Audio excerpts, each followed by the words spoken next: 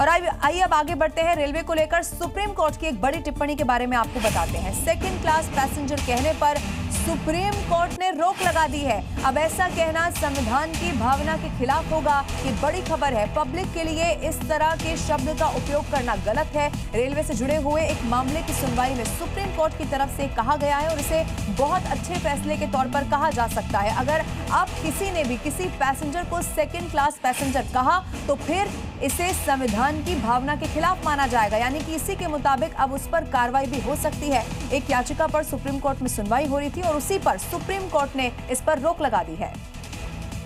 उत्तर प्रदेश में हैट्रिक की तैयारियों में जुटी भारतीय जनता पार्टी ने जीत का ब्लूप्रिंट अब तैयार कर लिया है। गृह मंत्री अमित शाह ने 27 में यूपी फतेह के लिए जीत का प्लान ABCD तैयार किया है। क्या है ये प्लान, चलिए अब आपको बताते हैं। दरअसल इस प्लान को अमित शाह ने 4 कैटेगरी ABCD में बांट दिया है। कैटेगरी A में उन सीटों को रखा गया है जहां भारतीय जनता पार्टी चुनाव जीतती आई है। अब इसीलिए इन सीटों पर अपने विजय चक्र को पार्टी और मजबूत करेगी। अब B कैटेगरी में आ जाइए। B कैटेगरी में वो सीटें रखी गई हैं जिन सीटों पर पार्टी ने कम अंतर से जीत दर्ज की थी। अब C कैटेगरी, ये वो सीटें हैं जिन सीटों पर कम अंतर से हार का मुंह देखना पड़ा था। और उसके बाद जो आखिरी कैटेगरी है यानी कि D कैटेगरी, ये वो है जो कि विपक्षी पार्टियों का गढ़ है, जहां पार्टी को जीत नसीब नहीं होती है। हार के उस चक्र को तोड़ने के लिए वहां पर अब प्लानिंग की जाएगी।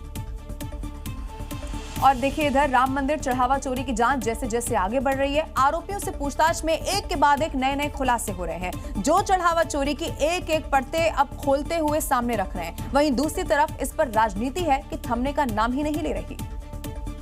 क्योंकि विपक्ष राम मंदिर में चोरी के बहाने सरकार की घेराबंदी में लगा हुआ है, जिसका यूपी के डिप्टी सीएम केशव प्रसाद मौर्य ने जवाब दिया है। श्री अखिलेश यादव जी आजकल बहुत बीच बीच में जिसको मैं कहूँ टिपिर टिपिर करते हैं। अब उनसे कहते हैं जबकि भाई चलो, अगर वास्तव में आप राम भक्त बनने का दिखावा कर रहे हो तो कृष्ण भक्त बनने का दिखावा नहीं करना है। चढ़ावा चोरी पर सियासी शोरगुल के बीच SIT जांच में बड़े मनी ट्रेल का खुलासा हुआ है। आरोपी रामशंकर यादव उर्फ टिन्नू यादव ने 2023 में अपनी पत्नी के नाम पर PWD में एक रजिस्टर्ड कंस्ट्रक्शन कंपनी खोल रखी थी, जिसे पहले ही साल में 45 लाख रुपए का काम मिला था। चंदा चोरी का ये मामला न्याय के सर्वोच्च चौखट पर फैसले की राह ताक रहा है। सूत्रों के मुताबिक चढ़ावा चोरी की जांच कर रही SIT सोमवार को अंतरिम रिपोर्ट सुप्रीम कोर्ट में पेश करेगी। वहीं SIT ने अंतरिम रिपोर्ट तैयार करने के लिए राज्य सरकार से अतिरिक्त समय भी मांगा है। दिल्ली में महिला BLO के साथ बदसलूकी करने का मामला सामने आया है। आरोप इस बात का है कि SIR का काम कर रही महिला टीचर के साथ 4 लोगों ने गलत व्यवहार किया, जिनको दिल्ली पुलिस ने गिरफ्तार कर उनकी परेड निकाल दी। क्योंकि इन्हीं 4 आरोपियों पर महिला BLO से SIR के दौरान बदतमीजी करने का आरोप है, जिसकी शिकायत पर पुलिस ने चारों आरोपियों को सबक सिखाने के लिए धर लिया और फिर मीडिया के सामने परेड निकाल दी, जो अब अपनी शर्मनाक करतूत पर चेहरा छिपाते घूम रहे हैं।